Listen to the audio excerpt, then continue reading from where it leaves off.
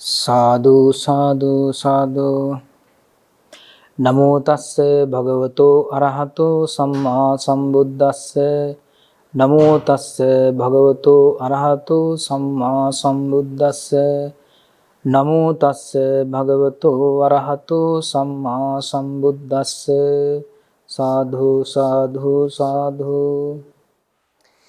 ඒ සුගත තථාගත වූ ලෝක ශිවංකර වූ අමාමෑණී බුදු පියාණන් වහන්සේට අප සැමගේ নমස්කාරය වේවා. සාදු සාදු සාදු. සදහවතුනි, ප්‍රඥාවෙන් හිත පුරවා ගන්න, මාර්ගය පෙන්වන්න අදත් අපට අවසරයි කතං සුලභතේ පඤ්ඤං වැඩසටහන තුලින්. නිබඳවම මනස ධර්මයෙන් උද්දීපනය කරගන්නට ඔබට මඟ පෙන්වාලන්නටයි ජාතියේ බෞද්ධ නාලිකාව ආරම්භ කළේ එදා බෝධිසත්ව ගුණෝපේත පරම පූජනීය දරණාගම කුසල ධම්ම නාහිමි සමිඳුන්ගේ සංකල්පයකට අනුව.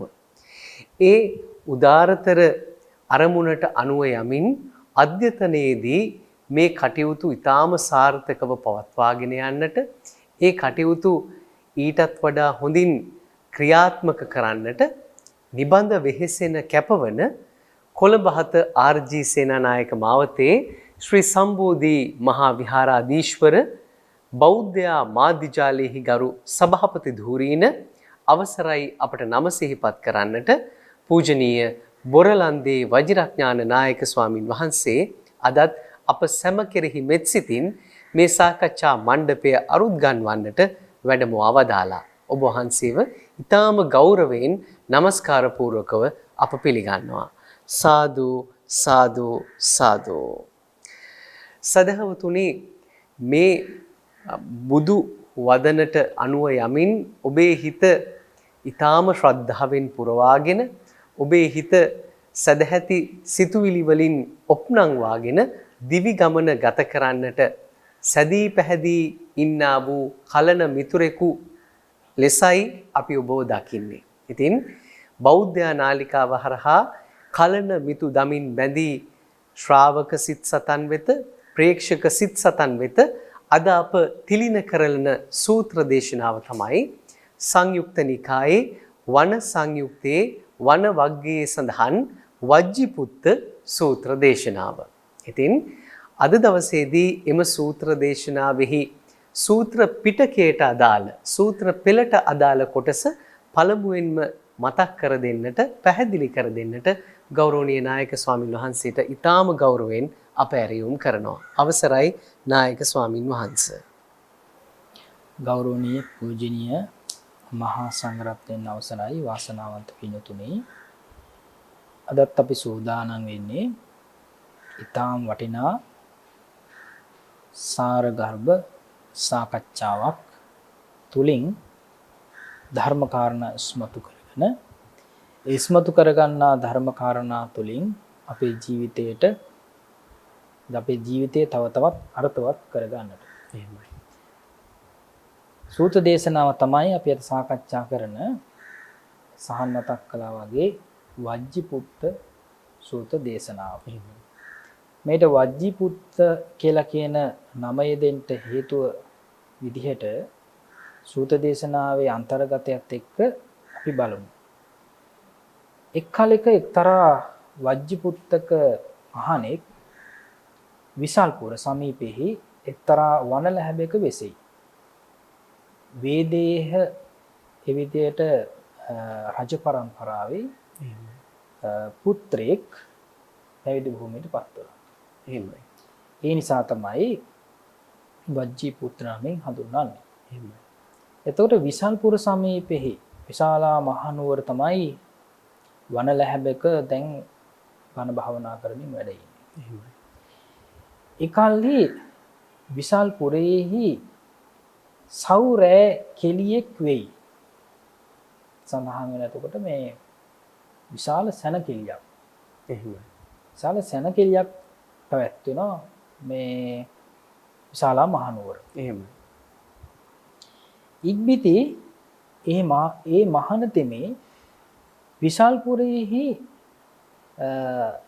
තැලු තුරුයෙහි හා වැයු වෙනෙහි හා ගොසහා හඬ අසා හඬමින් ඒ වේලායෙහි මේ ගාථාව කීය. දැන් ඔන්න මේ විදිහට මේ විශාල සැනකෙලියක්නේ. එහෙමයි. එතකොට මේ සැනකෙලිය තුල සිද්ධ වෙන සිදුවීම් ටිකක් තමයි මේ සඳහන් වෙන්නේ. එහෙමයි. දැන් මේ විදිහට මේ අතරතුර විසල්පුරෙහි මේ සිදුවෙන අතරතුර ඇහෙනවා මොකද්ද? තැලු තුරුයෙහි ඒ කියන්නේ අපි තාලම්පට ඒ වගේ එහෙම නැත්නම් අපි බෙරනාද එහෙමයි නේද? එහෙමයි. ඒ වගේ බෙරනාද ඇහෙනවා. එහෙමයි. ඒ වගේම තමයි වැයු වෙනෙහි ඒ කියන්නේ වීණාවන්ගේ ශබ්දය. එහෙමයි. වීණාවන්ගේ ශබ්දෙත් ඇහෙනවා. ගොසහා හඬ ආසා. එතකොට විශාල ගෝසාවල් ඇහෙනවා. හඬ ඇහෙනවා. නේද? එතකොට විශාල පිරිසක් එකතු වෙලා එක පැත්තකින් ඒ ගී කියනකොට කෙනෙක් තනියෙන් ගී කියන්නත් පුළුවන්, පිරිසක් ගී කියන්නත් පුළුවන්. එහෙමයි. තනියෙන් ගී කියනකොට පිරිසක් ගෝසා නගනවා. එහෙමයි. දැන් අද ඇත්තටම දැන් මේ තියෙන මේ සංගීත වැඩසටහනක් වගේ. එහෙමයි. එහෙමයි. නේද? එක්කෙනෙක් දෙන්නෙක් ගීත කියනකොට විශාල පිරිසක් මේ ඔල්වරසම් දෙනවා. එහෙමයි. සතුටු වෙනවා. ඒ වගේ හඬක් ඒ හඬ අහලා මේ ස්වාමීන් වහන්සේ මොකද කළේ? මේ ස්වාමීන් වහන්සේට දුක හිතුණා. එහෙමයි.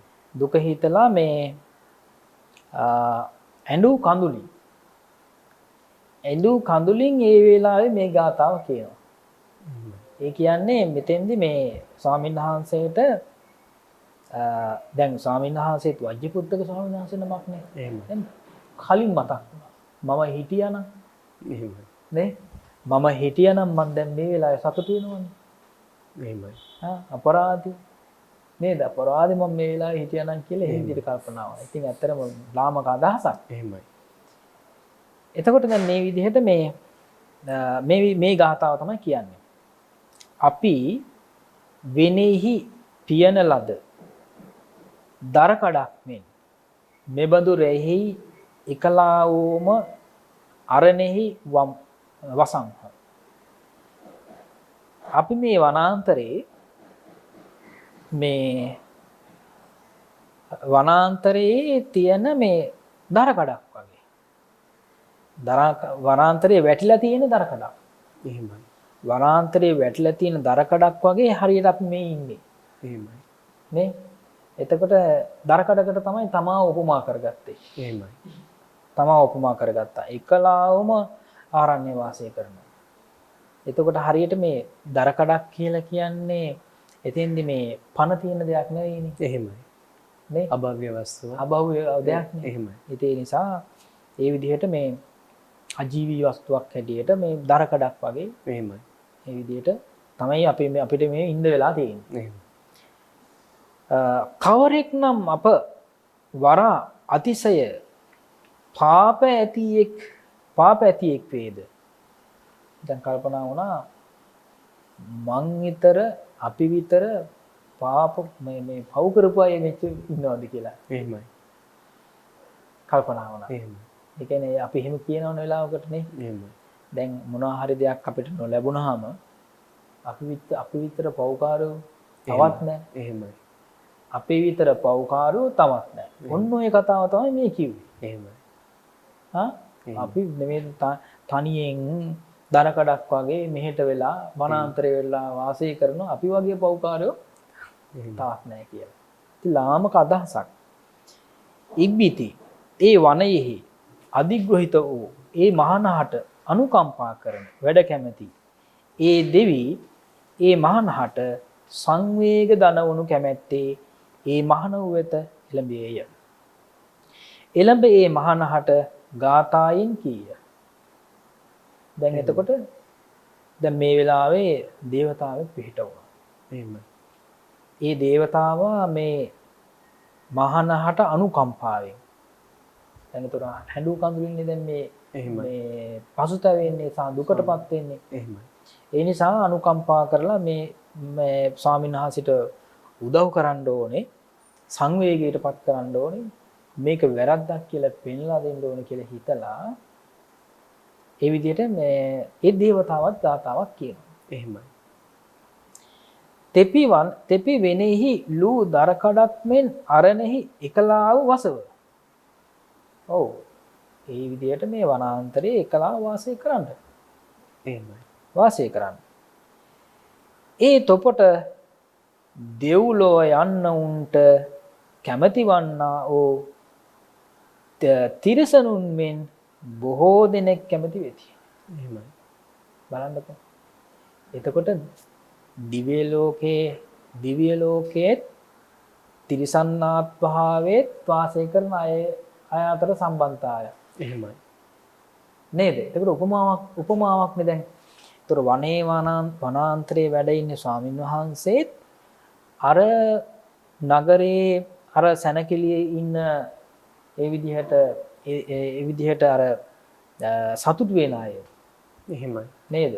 මත්පැන් බොමින්, දුම්පානය කරමින්, වෙනත් විදිහේ අශ්ලීල දේවල් සිද්ධ කරමින්, එහෙමයි. ඒ විදිහට කටයුතු කරන මේ ඒ විදිහට සතුටු වෙන අය එක්ක සංසන්දනය කරලා බැලුවාම සංසන්දනය කළා දැන් දේවතාවා. එහෙමයි. හරියට තිරිසන් කෙනෙක් දේවතාවෙක් දිහා බලනවා. තිරිසන් කෙනෙක් දේවතාවෙක් දිහා බලනවා.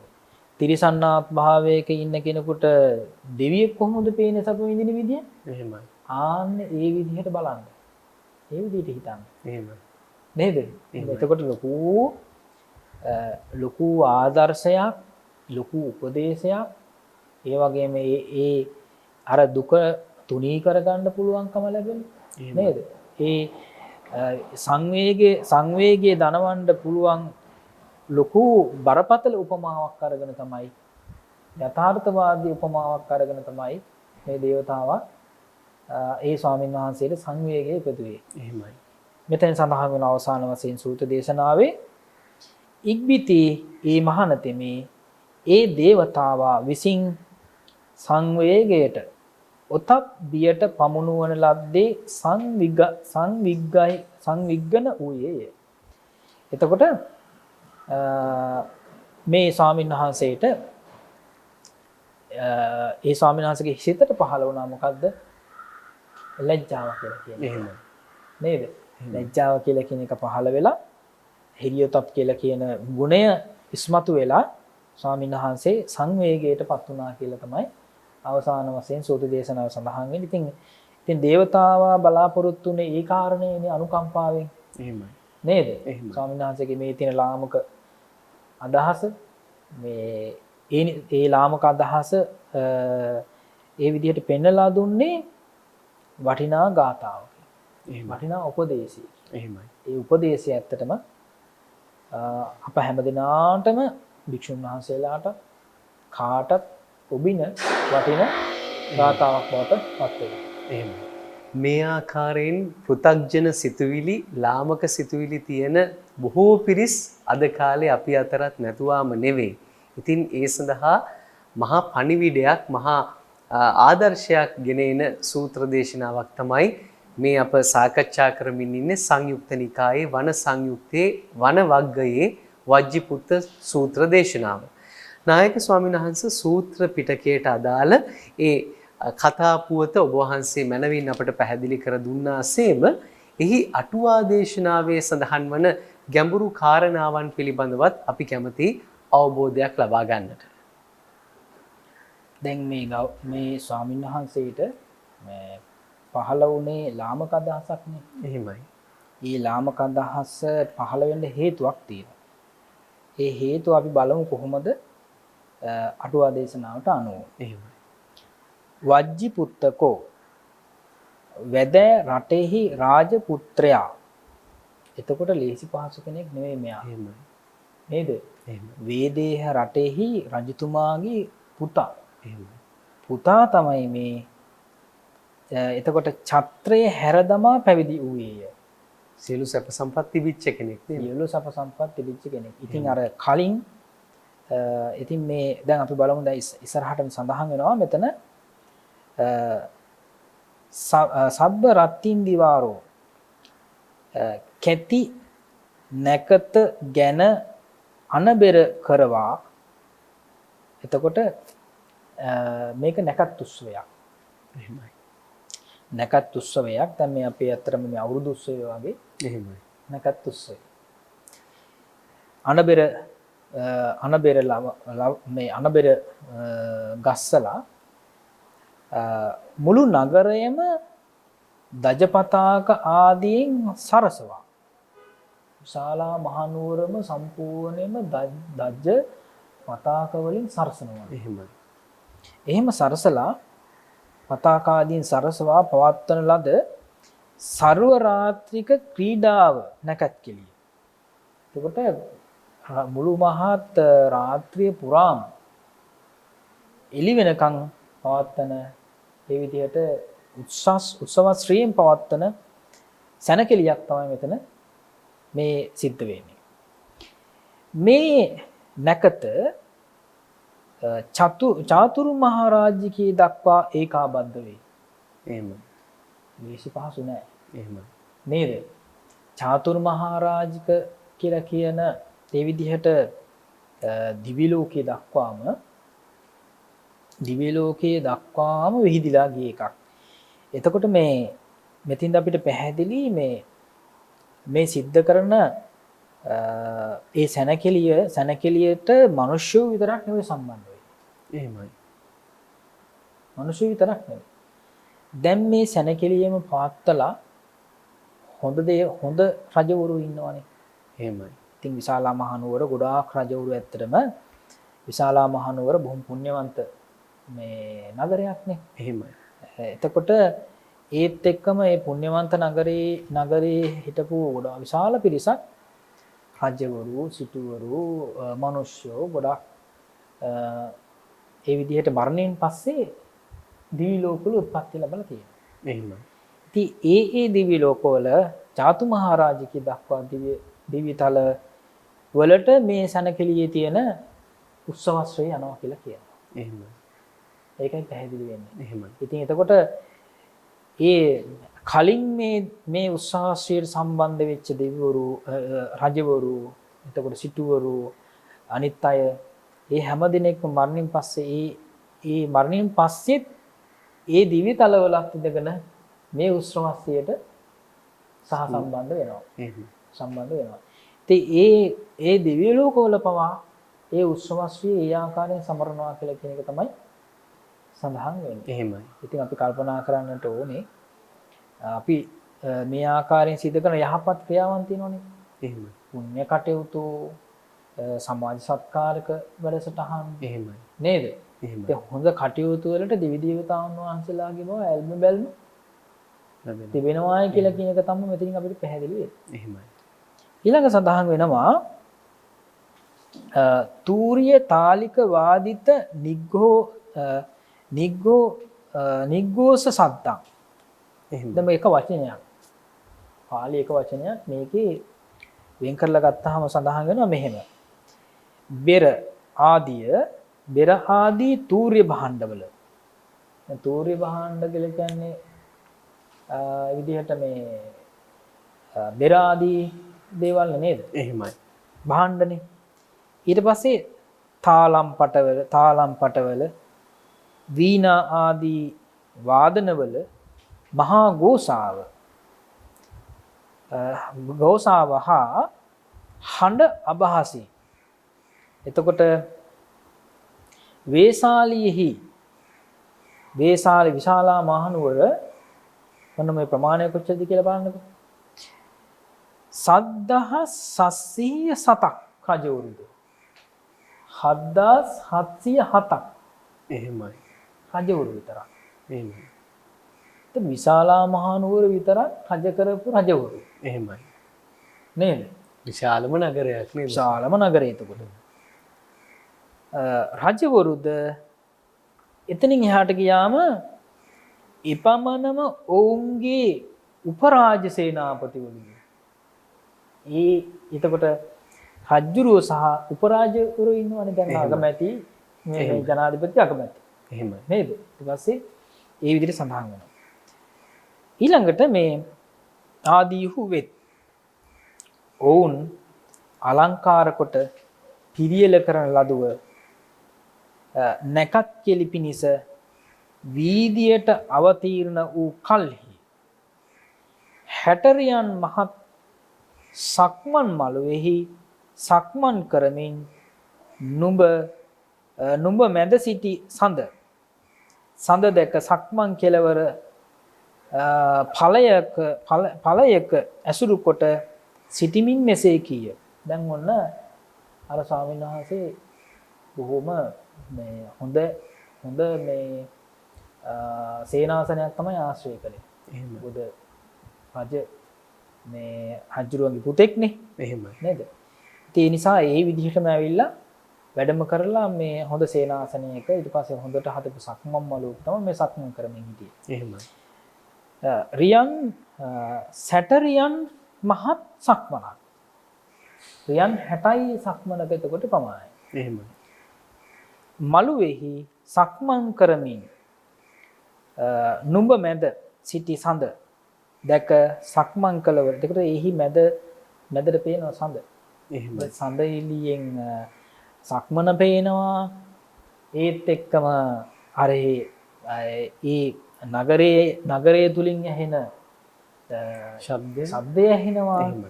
ඒත් එක්කම ඉඳගෙන තමයි පසුතැවීමක්, කනගාටුවක්, දුකක් ඇති වුණේ මේ ස්වාමීන් වහන්සේට. එහෙමයි. ඉතින් එහෙම ඇති වෙලා මෙතන සඳහන් වෙනවා අප විද්ධංව වනස්මින් දාරුකං වස්ත්‍ර විලුම් අලංකාර රහිත බැවින් වනෙහි දමන ලද දර කොටයක් මෙන් වූ. එතකොට දර කොටය මේ වේලලා නැහැනේ. එහෙමයි. නේ ලස්සන මේ වස්ත්‍රයකින් මේ දර කොටය වේලලා නැහැනේ. එහෙමයි. දර කොටය කියලා කියන එක හරීම මේ ලස්සන නැති එකක්. එහෙමයි. දර දඬුයි.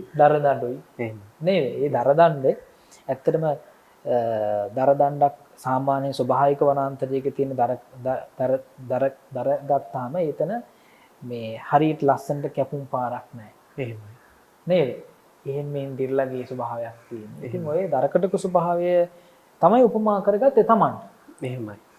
Tamanට උපමා කරගත්තේ. නිකන් මේ පැත්තක දාලා තියෙන මේ ඇඳුමක්වත් නැති දරකඩක් වගේ. එහෙමයි. නේද?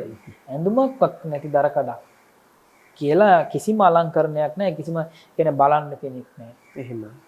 දැන් අතන විශාල පිරිසක් ඒ අලංකරණයේ දකින්න මේ නැටුම් දකින්නවා, වයුම් දකින්නවා, අත්පොලසන් දෙනවා නේද?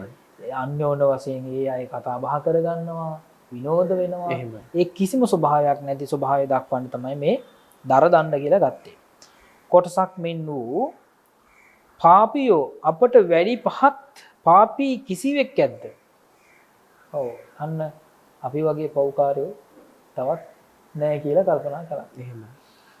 ඊළඟට පිහයන්ති තෙරුන් වහන්සේ ආරණ්‍යකයහ පාංශුකූලිකයහ පිණ්ඩපාතිකයහ සන්තුෂ්ටහ බොහෝ දෙනා නුඹ වහන්සේ පතති යනු අරුතයි. අර දේවතාව උනන්දු කෙරුවනේ ස්වාමීන් වහන්සේ. එහෙම. ඔබ වහන්සේ දැන් මේ දරකඩක් නෙවෙයි. නේද? දැන් ඔබ වහන්සේ දරකඩක් නෙවෙයි, දැන් දරකඩක් වුවත් දැන් ඔබ වහන්සේ මේ පාංශුකුලික චීවරයක් පෙරවන්නේ. එහෙමයි. පාංශුකුලික චීවරය කියලා කෙනෙක්. එතකොට සොහොනේ දමන ලද දැන් අර ඒ විදිහට බෙදාහම නේද? එහෙමයි. ඒවා ඔතලා ගෙනලා දාන රෙදිකඩ. එහෙමයි. නේ? ඒ රෙදිකඩ හරිය අපිරිසුදු රෙදිකඩක් නේ. එහෙමයි. මේ අපිරිසුදු රෙදිකඩ සෝදලා උණු වතුර දාලා තම්බලා නේද? ඒ විස බීජ හරණය කරලා එහෙමයි.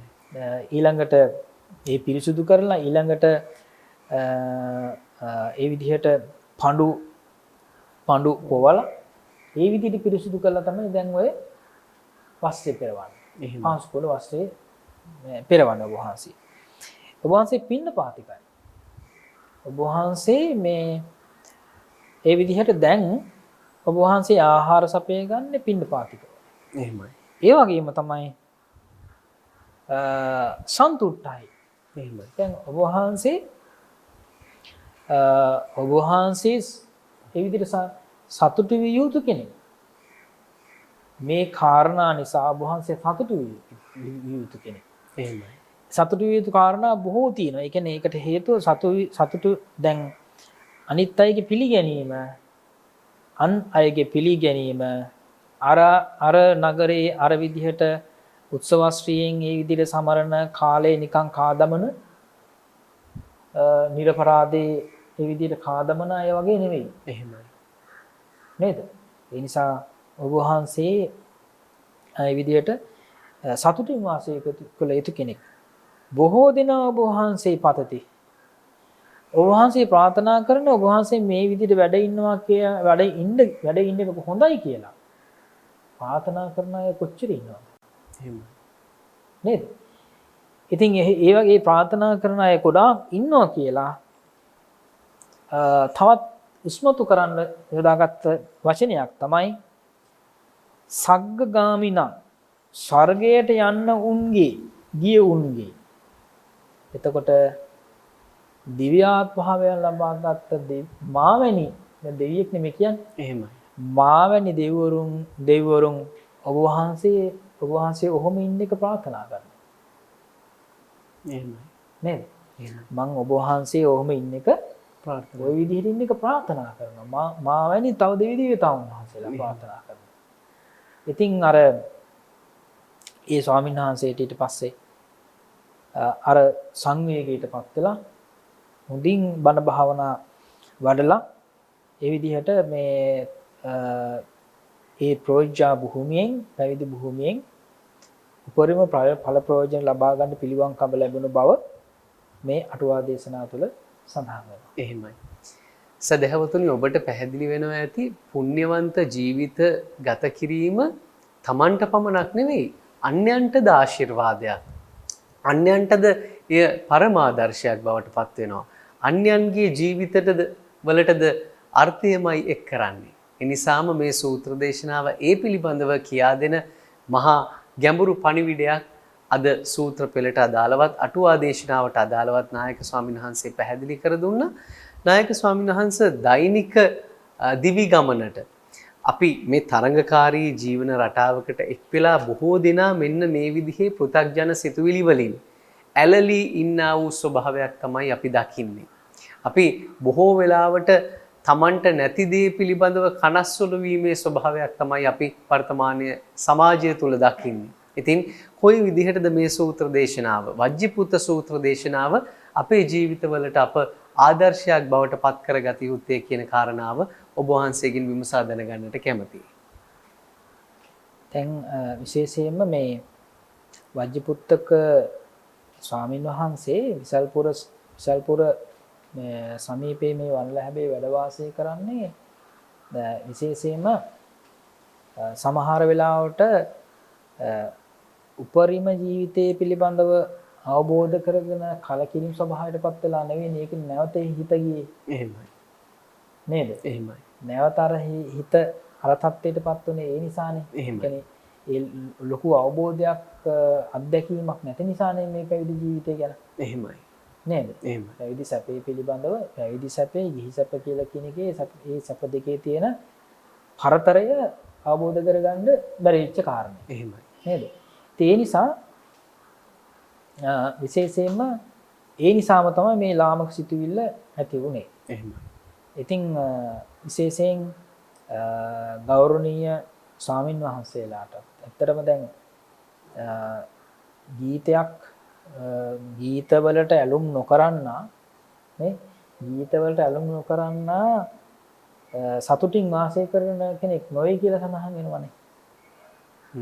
නේ එහෙමයි. සතුටින් වාසය කරන කෙනෙක් සතුටින් වාසය කරන හැමෝම එක පැත්තකින් යම් කිසි විදිහකින් ගීතවලට ඇලුමක් දක්වන අය. එහෙමයි. ඒක අපේ එක ගීත වර්ග තියෙනවානේ. එහෙමයි. නේද? එක ගීත වර්ග වලින් යම් කිසි ආකාරයකින් සතුටක් ලබන පිරිසක් වෙන්න පුළුවන්. එහෙමයි. දැන් සමහර අය ඉන්නවා දැන් ඇත්තටම මේ ගායනාව පැත්තෙන් ගත්තොත් එහෙම දැන් පොයේ දවසේ හරි වෙනත් අපිට අත්දැකීම් තියෙනවනේ සහන්.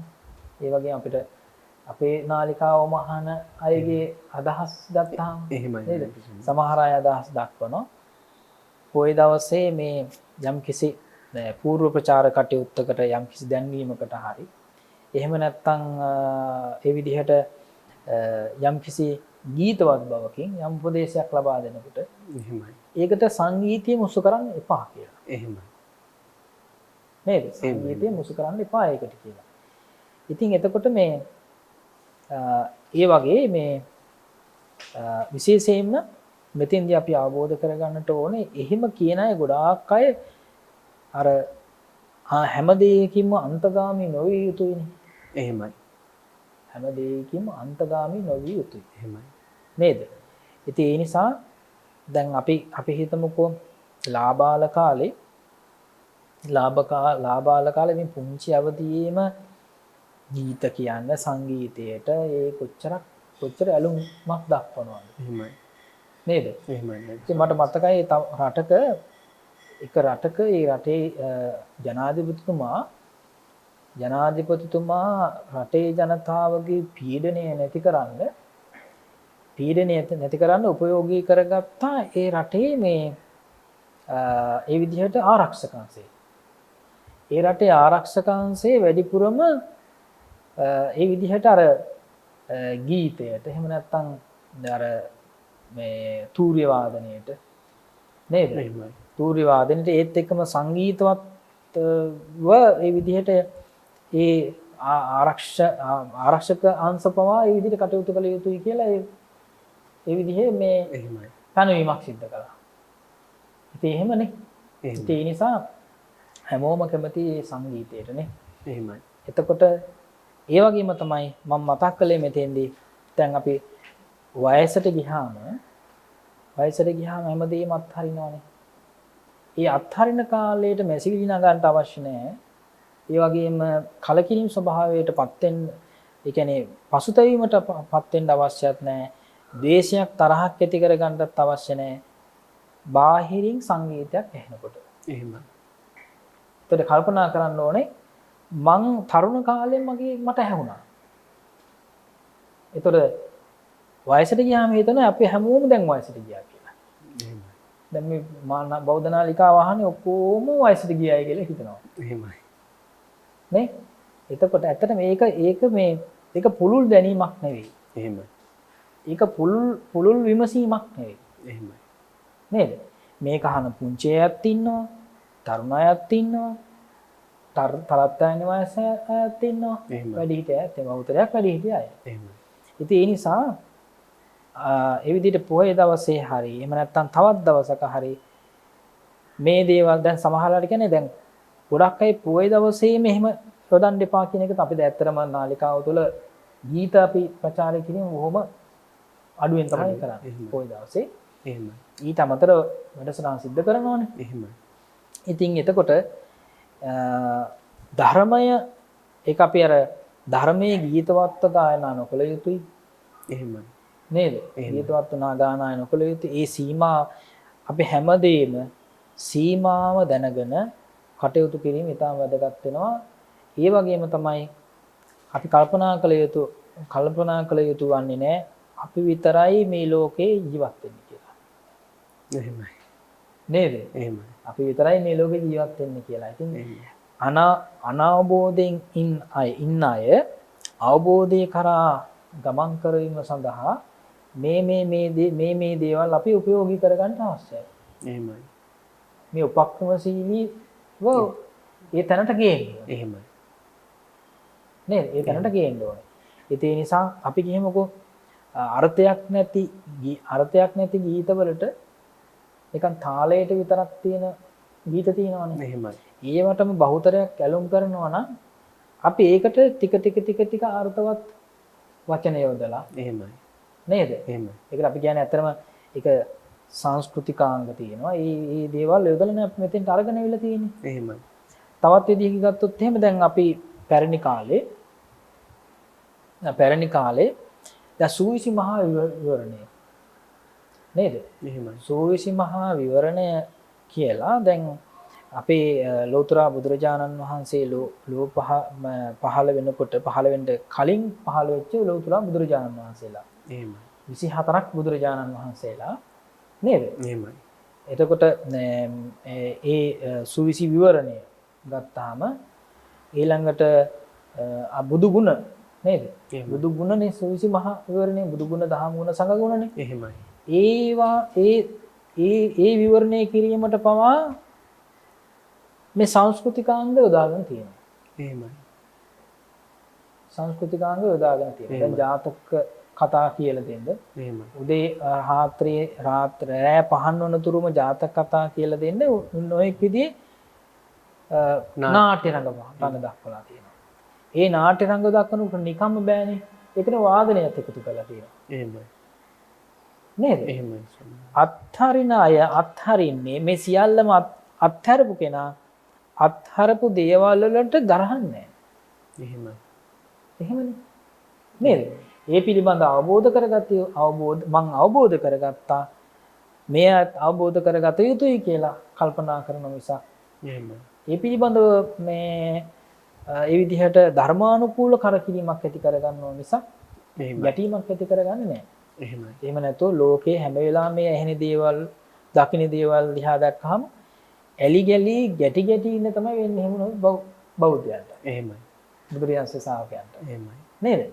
ඒ නිසා මෙතෙන්දි පැහැදිලි ඇත්තටම මෙතෙන්දි පැහැදිලි බුදුරජාණන් වහන්සේ ධර්මාන කාලෙත් නේද? බුදුරජාණන්සේ ධර්මාන කාලෙත් මේ විදිහේ ස්වාමීන් වහන්සේලාත් වැඩ හිටියා එතකොට. එහෙමයි. මේ විදිහට සිත් 15 වෙනි ස්වාමීන් වහන්සේලාත් වැඩ හිටියා කියලා කියන එක තමයි මෙතෙන්දි පිළිපැහැදිලි වෙන්නේ. ඒ නිසා වර්තමානයේ ගැන කුමන කතාවද? අනාගතය ගැන කුමන කතාවද? ඒ නිසා මේ දේවතාවා සිද්ධ කරපු ඊළඟ කාරණේ තමයි මේ දේවතාවා කොහොම හරි ඇත්තටම දැන් මේ ස්වාමීන් වහන්සේ මේ දේවල් ඔක්කොම මේ අතාවකාලිකව අත්හැරලා පැවිදි භාවයට පත් වුණානේ. එහෙමයි. නේද? එහෙමයි. ඒ හිත යොමු වුණාට මෙතෙන්දි සඳහන් වෙලා නැහැ මේ මොහොතේ මේ සිවුරු දාලා අත්හැරලා මේ දැන් මම යන්න ඕනේ කියලා මෙතන සඳහන් වුණේ නැහැ. එහෙමයි. නේද? ඒ විදිහේ අනේ මම මේ පිටතර පවක් කරලා තියනවද කියලා කල්පනා වුණාට එහෙමයි. අත්හැරලා යන්න ඕනේ කියලා කල්පනා වුණේ නැහැ. එහෙමයි. නේද? ඒකත් ගුණයක් නේ. එහෙමයි ස්වාමීනි. ඒකත් වටිනා ගුණයක්.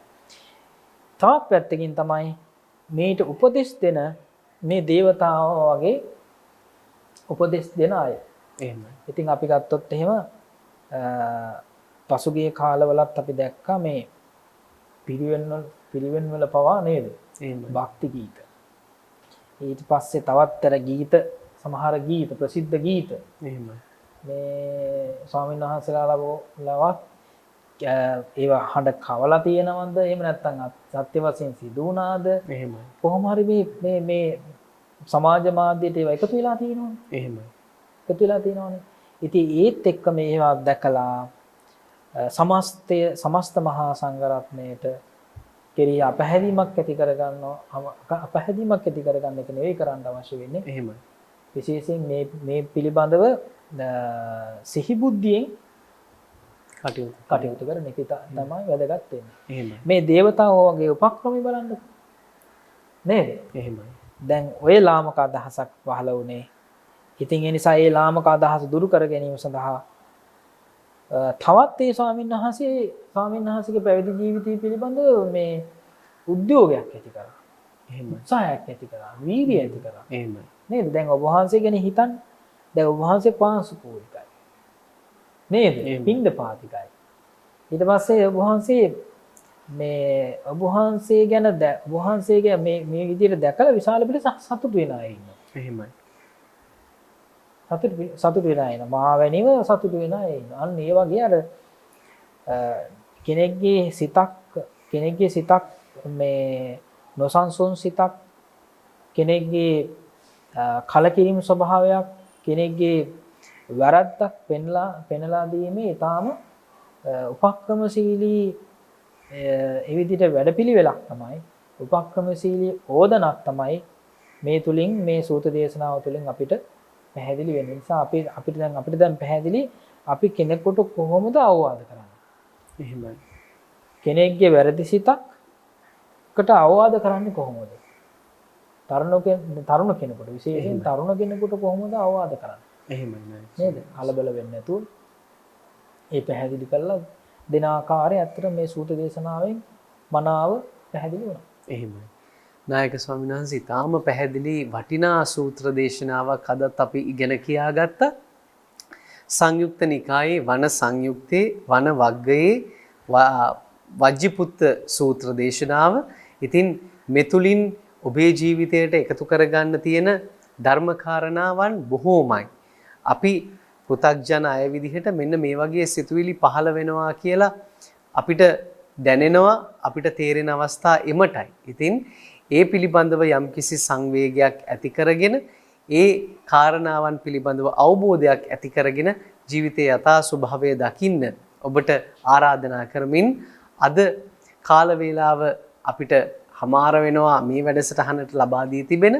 අපි නැවතත් දවසක මේ ආකාරයෙන්ම මෙවැනිම සූත්‍ර දේශනාවක් හරහා ඔබේ දිවි ගමන සාර්ථක කරන තවත් අරුත් සම්පන්න වැඩසටහනකින් හමු වීමේ බලාපොරොත්තුවෙන් මේ සියල් කාරණාවන් පැහැදිලි කර දෙමින් මේ වැඩසටහන මෙහෙයවමින්ද, ඒ වගේම ජාතියේ බෞද්ධ නාලිකාවේ සමස්ත ක්‍රියාවලිය මෙහෙයවමින්ද තමන් වහන්සේගේ නායකත්වය ඒ වෙනුවෙන් ලබා දෙන කොළඹ හතාර්ජී සේනානායක මාවතේ ශ්‍රී සම්බෝධි විහාරාධිපති බෞද්ධ මාධ්‍ය ජාලයේ ගරු සභාපති ධුරන්දර අවසරයි අපට නම සිහිපත් කරන්නට පූජනීය බොරලන්දේ වජිරඥාන නායක ස්වාමින් වහන්සේ, ඔබ වහන්සේ නිදුක් වේවා, නිරෝගී වේවා, සුවපත් වේවා.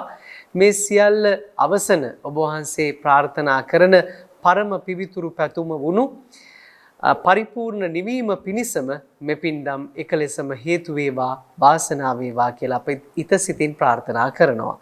සාදු සාදු සාදු.